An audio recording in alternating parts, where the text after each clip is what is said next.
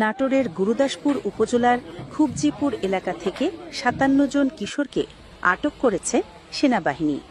শুক্রবার ১ আগস্ট সকালে বড়াইগ্রাম উপজেলার ধানাইদহ গ্রাম থেকে মিনি ট্রাকে করে তারা বিলশা এলাকায় ডিজে পার্টি করতে যাচ্ছিল বলে জানা গেছে।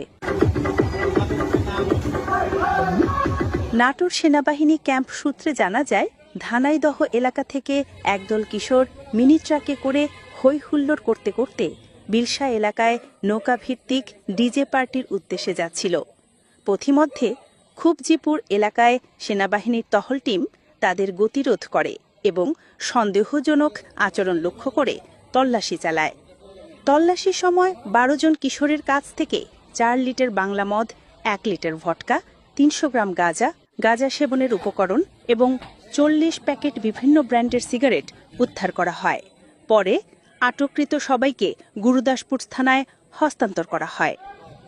গুরুদাসপুর থানার অফিসার ইনচার্জ আসমাউল হক জানান, আটকদের মধ্যে ৪৩ জন কিশোরের বিরুদ্ধে সরাসরি মাদকের সংশ্লিষ্টতা না থাকায় তাদের অভিভাবকদের জিম্মায় মুচলেখা নিয়ে ছেড়ে দেওয়া হয়েছে।